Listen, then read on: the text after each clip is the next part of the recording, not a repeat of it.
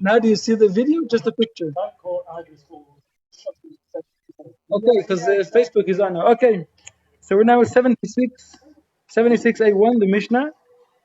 Today we finally change the volume to the third volume. Okay, so this Mishnah also speaks about, there's a series of Mishnayot that talk about the amount, the measurement of different things, what's considered significant enough for one to be liable on Shabbat, for taking it out from public domain to private domain. Amoti Teven. Teven is straw. Kimlo Pipara. A mouthful, a cow. Cow's mouthful, that's significant because the cow eats straw. Eita. Eita is also straw, but of different species of legumes, legume straw. So that's kimlo pigamal, that's a larger amount. Camel's mouthful. Now, camel's mouth is larger than a cow's mouth. I also am not an expert, but the Gemara tells us, so I rely on the Amir. Amir is also straw. Amir kimlo pi tale. Right, so that's a lamb's mouthful. Asavim, herbs. Kimlo pigdi, goat, kid mouthful. Now we come to human food, and that's leaves of garlic and onion, which is human food. Lachim, if they're moist, kigogeret, and that's the amount for anything edible by humans. The volume is kigogeret. That's the volume of a dried fig, which is about could be a third of an egg volume, between olive and the egg volume. These rabbinic measurements, or is this source? There's no explicit source in the Torah. The Torah says that if you take out something, you're liable, and but obviously it must be something significant. So this is the definition of the significant things in those times. But these definitions could change because let's say nowadays, if you live in a town where no camels and no cows around, so what do you have got to do with a little bit of straw? Maybe it might be useless today. So this could be changed. Depends on the use in each generation, each place. Yeveshim, if they're dry leaves, so then kimlo pigdi, kid's mouthful, because then it's not edible by humans. The ein mitztarfin zeim zeh, they cannot combine with one another mipnei shelo shavu b'shurim, because they do not have equal measures. Okay, my eitzah, what is this thing eitzah? Amar Rav Yehuda, teven shel minei kitnit. It's a straw of different types of legumes. Maybe call it a chaff, maybe. Left.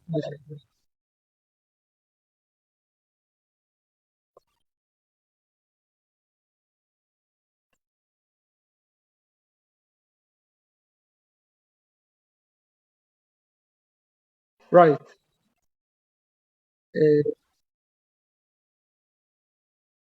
Okay, so the Gemara will deal with that. The Gemara is going to deal with it also, and say what exactly. In one case, it could combine. In one case, it can. So we'll get there. Just this page. Now, Ki'ata Rav Dimi came from Eretz Israel. Amar Hamotzit Teven. If one takes out straw, kimlo pipara, in the amount of a cow's mouthful, legamal, but his purpose is to feed it to a camel. Now, a camel's mouth is larger than a cow's mouth. That we know. So, according to his intention, the amount he takes is insufficient. So it said there was a dispute if he's liable or not. Rabbi Yochanan Amar Chayav. Rabbi Yochanan said he's liable because it does fit for a cow, even though his intention right now is to take it for a camel. But in general, it's a sufficient amount for a cow. The Reish Lakish, Rabbi Shimon ben Lakish, Amar Patur. So Rav Dimi said that Rabbi Yochanan retracted. Be'orta, Amar Rabbi Yochanan, in the evening he said that he's liable, but Letzafra in the morning he retracted and said Adarbe, and he said he's exempt. He agreed with Reish Lakish. That's a recitation. because his intention was to take it for a camel, and for a camel it's insufficient to fill its mouth, so he's not liable. How many times can you do this? I mean, could he then feed a cow or a camel, go and get us a little bit, go outside, go back, another bit? Yeah, for each act, he could be liable. Now, if you No, did, not liable because it's less than the share. so if you take less than the shear, that's a good question. It's like walking 2 hours in the city. Right. What if you take half a measure twice? Half a measure plus half a Or measure. until the animals The two halves combined. So that's People go with the baby. They'll walk 4 hours, put the baby down, come in 4 hours. yeah. So that's a good question. But now we're dealing with the basic question of what's the minimum measure for becoming liable. So now the later Amoraim argued which opinion of Rabbi Yochanan was correct. Was his original opinion correct, or was his retraction correct? So Amar Rav Yosef said, Shapir avad adar. Rabbi Yochanan did well that he retracted, because the alo chazi legamal, because he should indeed be exempt. Such an amount of a cow's mouthful is insufficient for a camel. So, and since this person's intention is not to take it for a camel, and for a camel it is insufficient, it should be considered insignificant, and it should be exempt. So Rabbi Yochanan's retraction was correct.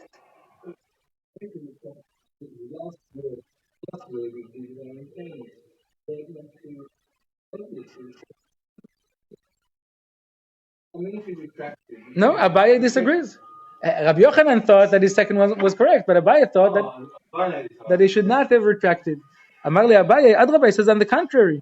What he said originally makes sense. Why? Because this amount which he took out is sufficient for a cow. And we shouldn't care about this person's intention to take it for a camel, since a straw is typically a cow's food.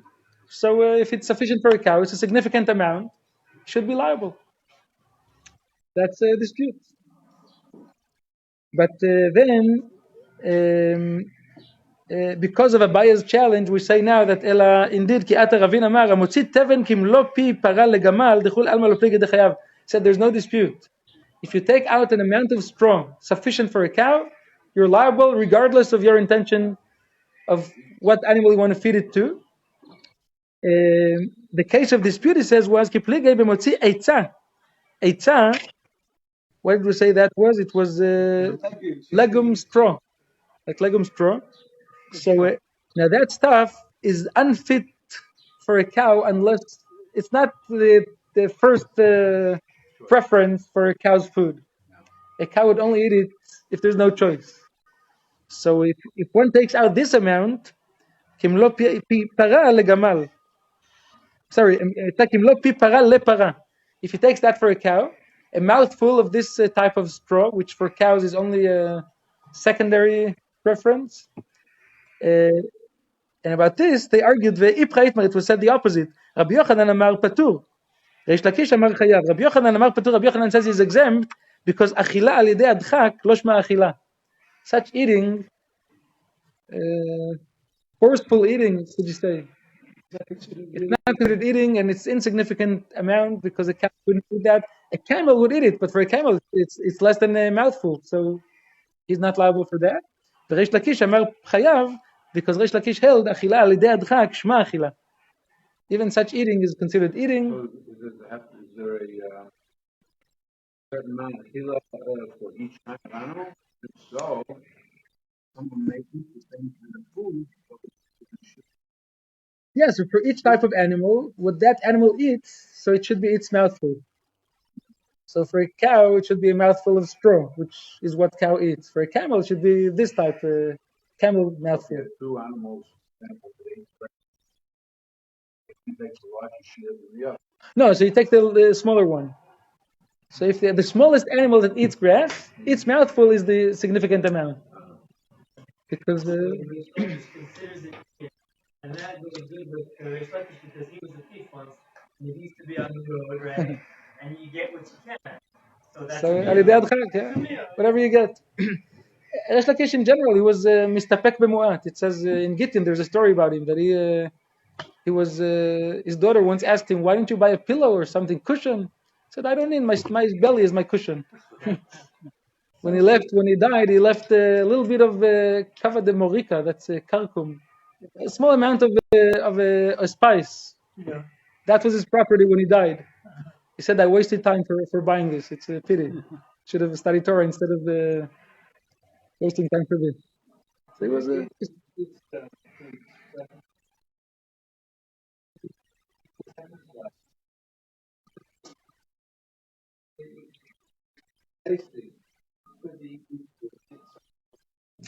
seems like the cow wouldn't eat it unless there's no choice. There's not there's Torah. The cow wouldn't eat that. So What's that woman in the beginning that he's still taking it without at all? yeah, of course, one should never take out food. The question here is for what amount is one liable for? And to be liable, it must be a significant amount, which is we seem to be more concerned here with the type of food rather than the quantity. No, one depends on the other. One depends on the other. The quantity depends on the type of food because the type of food should be such a type that fits for a certain animal, and depends on the size of the animal, the size of its mouth. That determines what amount you're liable for. Okay, and now we're going on. Amir kimlo pitale. Amir, straw, also straw, but different type of straw. Stalks. Okay. The question is, the Tanya, but the Braita says, ki grogeret, that the amount should be grogeret, a volume of a dried pig.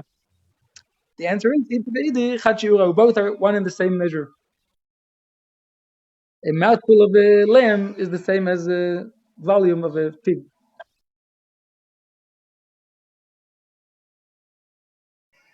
Yeah, I can't mute it now because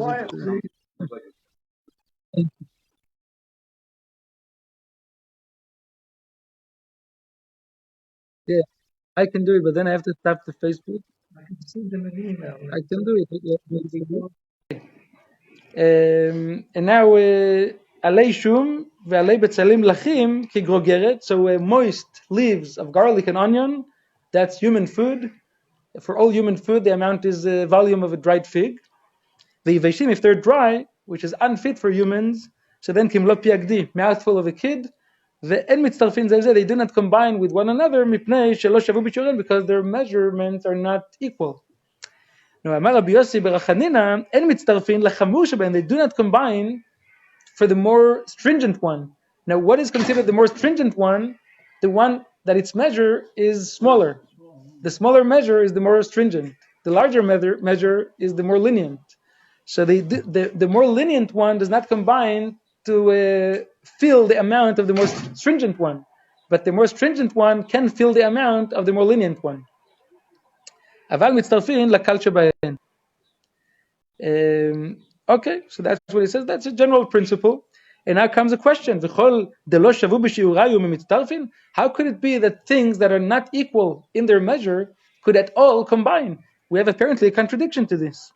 The Mishnah says in Masechet, where is it? Kelim. Masechet Kelim. Abeged, shlosha al shlosha. A piece of cloth, for it to become tameh, must be at least 3 by 3 tfachim. Not finger, tfachim. Handbreadth. Ve'asak, arba'a al arba'a. For a sack to be tameh midras, should be at least 4 by 4 handbreadth. Ve'or, chamisha al chamisha. Leather should be 5 by 5. Mapatz, met, shisha al shisha. So each one has its own measure, and yet, V'tanyala, the Braita says that they could combine with one another, but because of a very special reason. The Braita says, "Abeged ve'asak, asak ve'aor, aor ve'amapatz mitztarfin zeh im zeh." And how come there they combine, even though they do not have an equal measure? The reason they combine is because Amar Rabbi Shimon, ma ta'am mipnei shereuin litameh moshav, because they could be combined together and be made together into a seat, like all the pieces together. You can form them like one tefach al tefach made of this and that, both materials. And since they could be used simultaneously together, combined, so also they combine for that.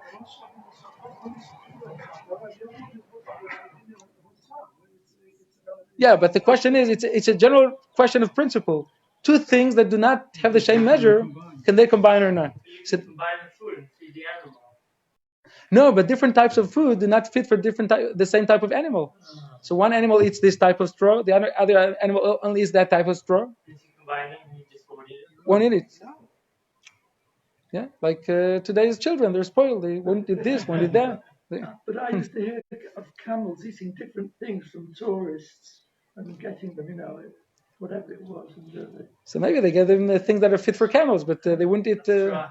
In those days, the animals could talk, and the camel would say, yuck.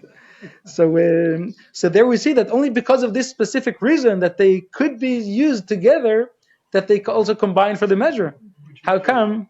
Which measure?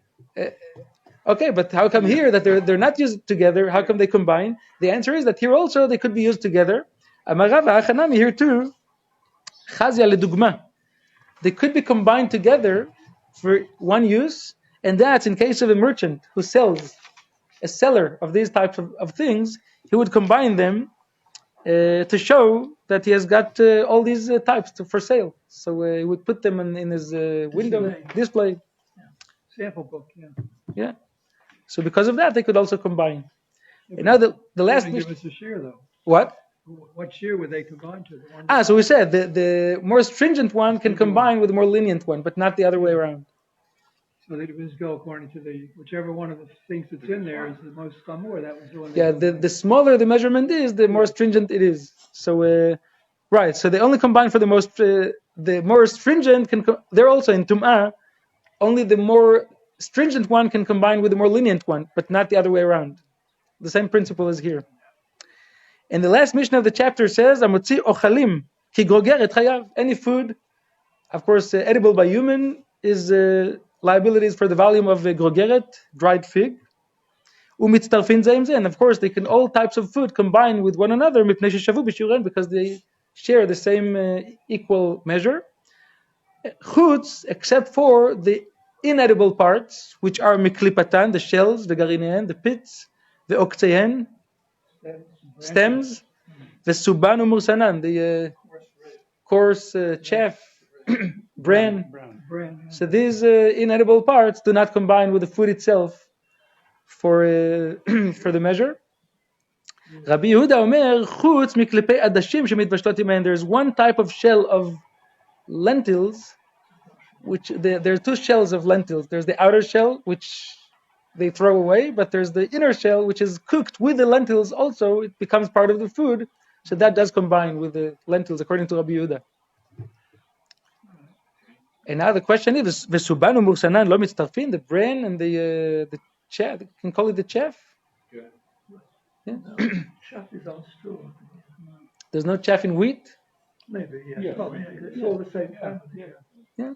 So this chaff and bran do not combine with the wheat itself. How come? Ve'atnan, we have a case, a Mishnah in Masechet Chala, that says the amount of flour subject to Chala is 5 reva'im kemach ve'od chayavin b'chala, and this amount of flour could also contain hen ve'subanu mursanan, can also contain the bran and the chaff, and all this is included in the measure for Chala. So how come there it's included and here on Shabbat it's not included? So the answer is that there's indeed a difference between the two types of laws. There's a difference between the law of Shabbat and the law of Chala. Amar Abaye sheken ani ochel pito be'isa blusai. Poor people eat whole wheat, whole bran bread. Nowadays it's the rich. Yeah, then only the poor ones ate that low level of bread. So because right. Yeah, now it's the rich ones, but then it was only the poor ones, those that we can ignore. So It's like the corn on the top. yeah, so that's why there the definition of chala, it says "Vaya ba'acholchem milechem haaretz," the bread of the land. Since poor people eat that in their bread, it's called the bread of the land. So it's subject to chala. But here on Shabbat, what matters is something significant, something important. In the eyes of most people, this bran and chaff should be thrown away. But it's significant to poor people. It is only for poor people, but for most people, it's not significant. So we follow the majority. Those days didn't have Might not be multiple considered people. politically correct, but we follow the majority. dead majority of people are poor. Okay, Rabbi Yehuda אומר, חוץ מקליפי עדשים המתבשלות עמהם, those shells of the lentils which are cooked with the lentils can combine with them to form the measure. And the question is, adashim in Polin, only shells of lentils and not shells of Polin. What's Polin? Beans. But how come? V'atanya, the Braita says, Rabbi Yehuda Omer, chutz miklipei Polin v'adashim. So he mentions also the shells of the beans that also combine with them. The answer is, lo kashya. It depends if it's new beans or old beans. The shells of old beans do not combine with them. Only the shells of new beans combine. Why? The shells of the older beans, if you cook it together with the beans, it looks like you have flies in your plate. So people don't cook them together. But the shells of the new beans are cooked together, and indeed they combine. Oh, and now finally we have the English, the new volume of. They start in this chapter, right?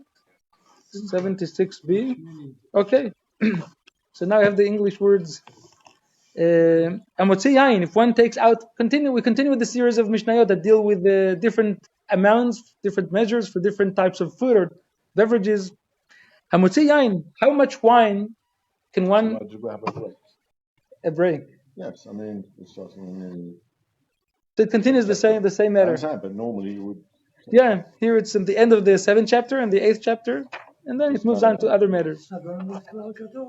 So how much wine is one liable? This undiluted wine. Right, undiluted wine. How much? Kedei mezigata kos, enough wine to mix a cup with it. And what size of cup? So the Gemara will explain what's the size of the cup. Chazanesh, that the Gemara doesn't say, but chalav, how much milk is one liable? Kedei gmi'ah, enough to swallow. This is the amount of milk a person can consume in a single gulp. Which liquid is malolugmav? Melolugmav. Usually says malolugmav. Melolugmav, that's on Yom Kippur. That's the amount of liquid one is liable for drinking on Yom Kippur. Melolugmav. But here it's a different measure. Kedei gmi'ah. Dvash, how much honey is one liable for?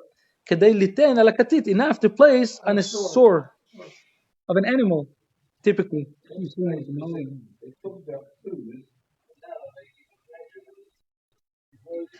Because each thing, you would take the least amount, which is useful. Yeah, right. So, because this amount is important for that use, it's one is liable for that. Shemen, how much oil? Enough oil to anoint a small limb, which the Gemara defines as the smallest finger of an infant. Very small. Yeah, small finger. Mayim, how much water? Enough to mix an eye salve. Eye salve, compounded by adding water or another liquid to a paste. A very small amount of water. How much? Eye bandage. Yeah, eye bandage. With all other beverages, all other liquids, the amount is revi'it, and not just drinkable ones, but even wastewater, the amount is revi'it. And the Gemara will explain, what can you do with wastewater? Why is it considered at all significant? What have you got to do with that? Well, it's very useful sometimes. Yeah, this. The days of the 40s, the time of the war. Every family got a bucket of water every day. They have to recycle the water. So you need to recycle, so you have to, what to do with it. Yeah, Rabbi Shimon Omer Kulan Berivit. Rabbi Shimon says the minimum for all these substances is Revi'it. He disagrees with the Tanakama. Even wine, milk, and honey says Revi'it. And all these smaller measurements were given only for those who store these substances. And here too he disagrees with the Tana of the previous chapter. Because in the previous chapter we said, according to the Tana of our Mishnah, that if one stores something, any amount, one is liable, even the minute amount. According to Rabbi Shimon, these measurements were said to those who store things. And even those who store are not liable for less than these measurements. So he's more lenient than our Mishnah. The Reus does not, the Reus man does not go back to what we're talking about. Right, mouthful is something fit for animals. Okay, this is different. This is fit for humans, so that's a That's why they different thing. started. And now the Gemara explains, Tana kadei mezigat kos yafeh. What is enough to mix a cup? It's a nice cup. No? What's a nice cup? So umay kos yafeh, kos shel bracha, the cup for blessing, birkat hamazon. And obviously the amount is revi'it. That's what it says just now. Amar Rav Nachman, Amar Rabbi bar Avua, kos shel bracha, the cup of wine for birkat hamazon, tzarich sheyeh bo rov revi'it. It must contain a quarter of undiluted wine, because the amount of water they add to the wine is 3/4. It's a quarter wine and 3/4 water. That's the way to dilute the wine. כדי שימזגנו ויעמוד על רביעי. Which is the measurement of the log today? Log. Yeah. So that's the dispute between the Chazon Ish and Reb Chaim Naya. According to Chazon Ish says that quarter log is 150 milliliters. Yeah. So whole log is 150 times 4, which is 600 milliliters. That's according to Chazon Ish. Reb Chaim Naya says 86 is a quarter, so 4 times is about 330. A can, right? Average can of Coke today is about log, according to Reb Chaim Naya. Yeah, that's a log. But a cup of Birkat Hamazon is a quarter log, kiddush. And Rava also used to dilute his wine in 3/4 water and 1/4 wine. And he says he can bring a proof from the Mishnah. Amotzi yain, the Mishnah says, Amotzi yain kadei mezigata kos. So the amount of undiluted wine should be enough to mix it with water to have a full cup. Betanya the Braita explains that kadei mezigat kos yafeh, it should be a nice cup. The Katani Seifa, and then the Mishnah says, Ushal kol hamashkin berevi'it, that all other liquids, one is liable for taking them the amount of revi'it. So obviously, the amount of wine should also be enough to be diluted in such a way that it makes revi'it. And Rava's method was to dilute it with 3/4 water and 1/4 wine, and that's what the Gemara says here. Rava Letani followed his own reasoning. The Amar Rava, kol chamra de lo dari al tchad tlat maya lav chamra, any wine which you dilute with not less or more than 3 parts of water and 1 part wine is not considered good wine. What do we say about the grape juice? No, grape juice? That's It's diluted already. So is our wine in the bottles already. also diluted. Yeah. Yeah, they say that there's a famous story about one of the wineries in Jerusalem. The wine they had was thick like honey. Yeah, their wine was very thick. What we buy in the bottles already diluted. And is there any regulation to say the percentage of dilution? Isn't it big, isn't it? What? No, because you buy a wine which is cheapish and it's really standard. They tell you this is X amount of water. No, they won't tell you how much water. And they used to maybe not water. There's a famous story about one of the owners of one of the famous wineries in Jerusalem. Yeah. Just before he passed away, he called his children and told them, "I have a secret to tell you. You should know that you can also make wine also from grapes, not just other ones." So, who knows what? But today the wines are getting better. I think they're more natural. Yeah. So that was Rava. Even in those times, in the time of the Gemara, there was different method. Each one liked his wine differently. Rava used to put 3/4 water, but others used to put 2/3 water and 1/3 wine. So it depends on how much you like, how strong you like it. Yeah. I once saw an article that said that it's not that the wines today are stronger, because it proved that scientifically it's impossible for wine to contain more than a certain amount of alcohol.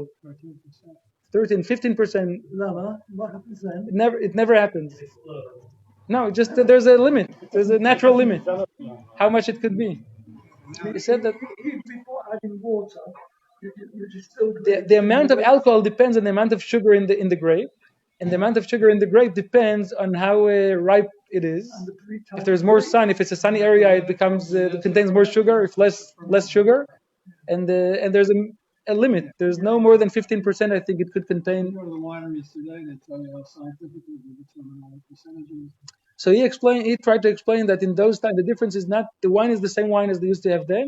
They just used to drink it different. Because wine was not just for drinking wine; it was like Coke for them.